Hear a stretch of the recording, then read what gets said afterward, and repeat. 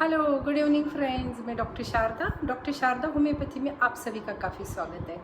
Friends, अब corona period के अंदर सभी को इम्यूनिटी की बहुत टेंशन हो रही है। मुझे बहुत से कॉल्स आते हैं, तो मैं सभी से कहती हूँ कि नेचुरल इम्यूनिटी ही आप अपनी बिल्ड कीजिए।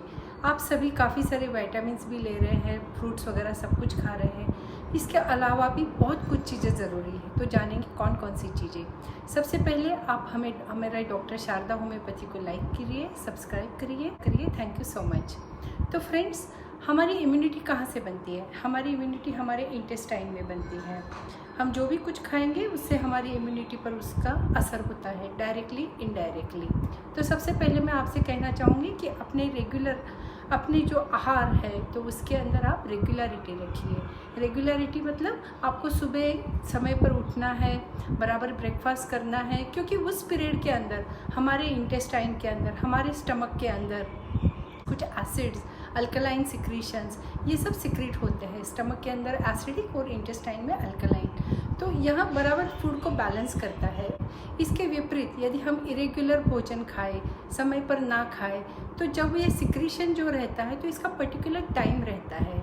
हम सभी जानते हैं, पृथ्वी के सभी वासी अपने अपने समय को फॉलो करते हैं, एक्सेप्ट ह्यूमन बीइंग्स। वह सब पक्षी प्राणी समय पर उठते हैं, समय पर सोते हैं। जो भी उनका दिनचर्या है वह बराबर, सुबह के प्राणी सुबह, रात के प्राणी रात को अपना अपना काम करते हैं।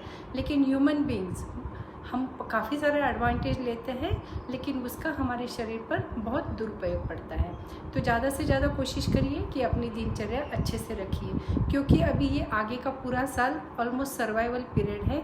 जो भी स्ट्रांग रहेगा वही सर्वाइव होगा।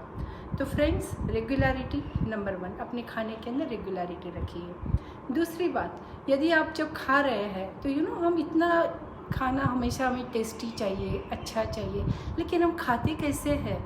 इधर उधर देखकर, किसी से बातें करते हुए या टीवी के सामने। आधा तो वो जस्ट हम पेट भरने के लिए खा रहे हैं, उसका टेस्ट भी थोड़ा सा बाइट लिया, हम बाद में भूल जाते हैं। Stop this. अच्छे से आप जब उसको चबा के अच्छे से खाओगे तो हमारे जो शरीर में लार यहाँ पे बनती है तो वहाँ उसके अंदर अच्छे से मिक्स हो जाएगी। वहाँ मिक्स होने से जब यह फूड अंदर जाएगा, यह सब हम पढ़ चुके हैं लेकिन हम भूल जाते हैं। प्राइमरी क्लास में सभी ने यह पढ़ा है।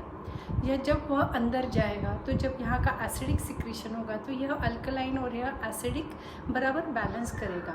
अदरवाइज़ हम जल्दी जल्दी खाएंगे तो उसको फूड को ज़्यादा एसिडिटी मिलेगी। एसिडिटी से शरीर में बहुत नुकसान होता है। आजकल इसके लिए अल्कलाइन वाटर का भी बिजनेस बहुत ज़ोर से बढ़ गया है। यदि हम यह नॉर्मल अच्छे से चबा के खाएँ तो हमारे शरीर का अल्कलाइनिटी या पॉजिटिविटी बहुत अच्छे से रहे। एब्सॉर्प्शन जो रेट है, जो आगे इंटेस्टाइन में जाता है, वहाँ पर इंटेस्टाइन में हमारी इम्यूनिटी बनती है, जो लाइक ग्राइंडेड पार्टिकल्स जो अंदर जाएंगे, तो उसके अंदर से अच्छी चीज़ें छांटना शरीर को आसान हो जाता है। वरना वैसे ही होगा कि जैसे आपका कुछ कपड़ा है, उसके अंदर प्रॉब्लम है तो आधी चीज़ें अंदर जा रही है, आधी बाहर आ रही है। ऐसे ना होने दीजिए।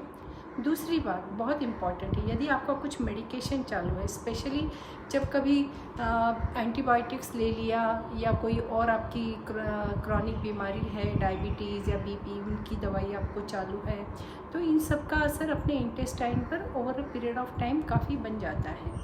एंटीबायोटिक का एग्जांपल देना चाहूँगी। एंटीबायोटिक क्या करता है? सपोज़ आपको यहाँ पे टॉन्सिल की प्रॉब्लम हो गई है, यहाँ पर पस फॉर्मेशन है, एंटीबायोटिक खाओगे तो यहाँ के बैड बैक्टीरिया मर गए, चलो ठीक है।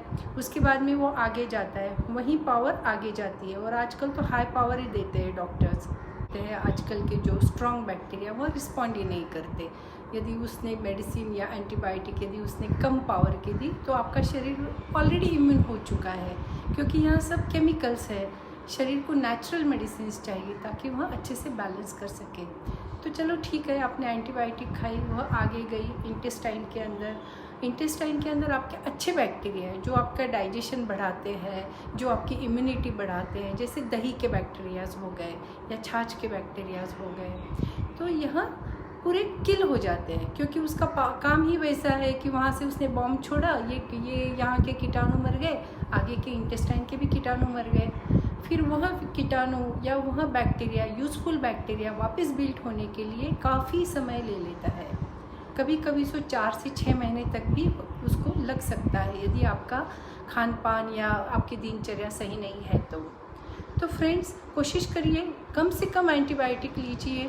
होम्योपैथी या दूसरे नेचुरल मेडिसिन में आपके जो कॉमन प्रॉब्लम्स होती है, ENT की प्रॉब्लम्स, मतलब थ्रोट, ईयर, नोज़ या चेस्ट की भी प्रॉब्लम्स, ये हम बड़ी आसानी से चली जाती है, आपको एंटीबायोटिक लेने की ज़रूरत ही नहीं होती है। तो कोशिश करिए कि ज़्यादा से ज़्यादा आप ऐसे आर्टिफिशियल या एंटीबायोटिक से दूर रहिए, ताकि आपका इंटेस्टाइन बहुत अच्छा रहेगा। आपको दही का सेवन, अभी तो गर्मियाँ भी है, दही छाछ अच्छे से लेना है, क्योंकि उससे आपके अच्छे बैक्टीरिया, इंटेस्टाइनल बैक्टीरिया अच्छे तैयार होंगे और जो भी खाएंगे वो अच्छे से उसमें हजम होगा।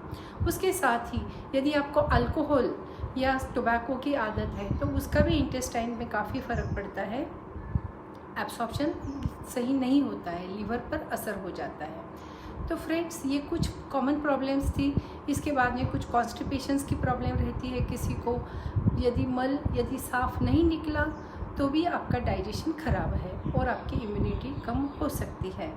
तो रेगुलर अपनी हैबिट बनाएं, कुछ नेचुरल मेडिसिन्स लीजिए, लेकिन कुछ पीरियड के बाद में यह मेडिसिन छोड़ दीजिए, क्योंकि यह नेचुरल ही होना चाहिए।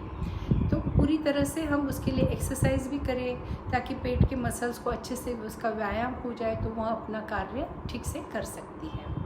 चलो अभी होम्योपैथी के बारे में बात करेंगे।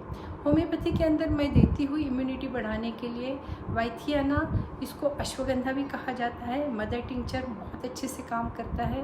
यदि किसको माल न्यूट्रिशन है तो उनके लिए मैं स्पायरुलिना भी देती हूँ। वह आपकी जो भी कमी है शरीर के अंदर विटामिन्स की या मिनरल्स की, वह अच्छी तरह से ठीक कर सकता है।